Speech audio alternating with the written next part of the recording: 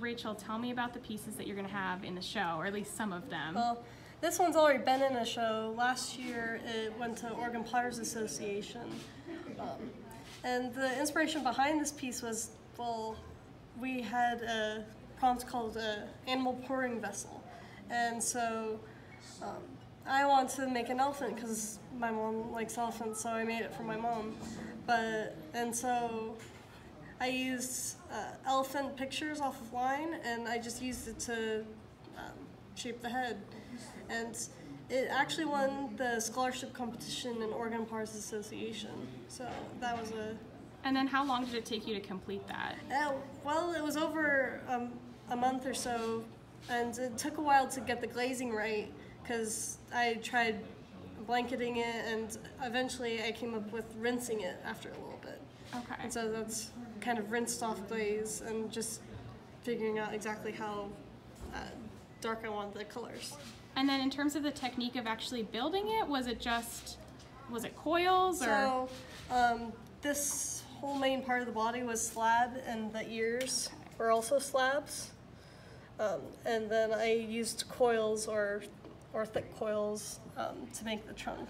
Okay. And so this is all hollow, and water can actually go through it too.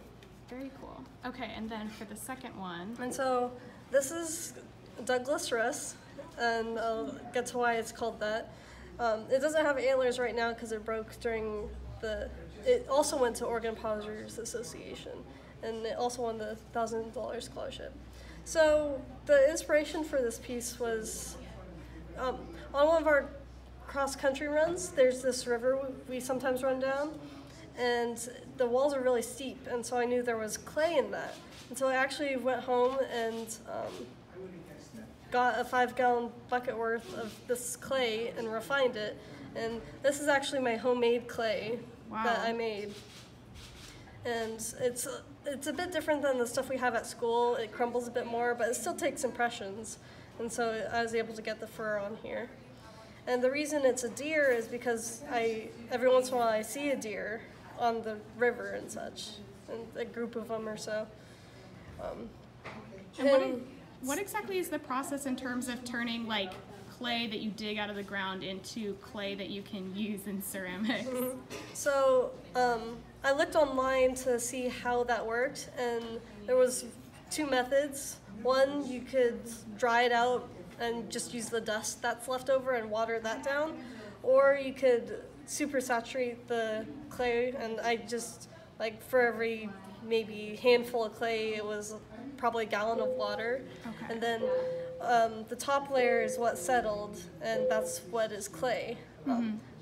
I actually have a bottle here that shows that, and you can take a picture of that later. Cool. And so I just used that clay layer, and there's also mica bits in the clay, so it sparkles a little bit too.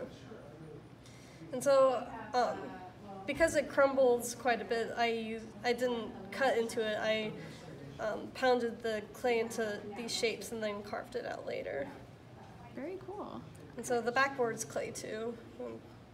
And the antlers I made out of the white clay, ironically for structural support, but they broke when it got dropped, so yeah. And so then I made another set. Okay. I actually had to remake one of these during the process because it broke when it was dry, when it was this form. This is before it's bisqueware. This is greenware, and it's pretty fragile because it's not structurally sound quite yet. Awesome. And so this also went to Oregon Potters Association, to the showcase down there, and this also won the $1,000 scholarship.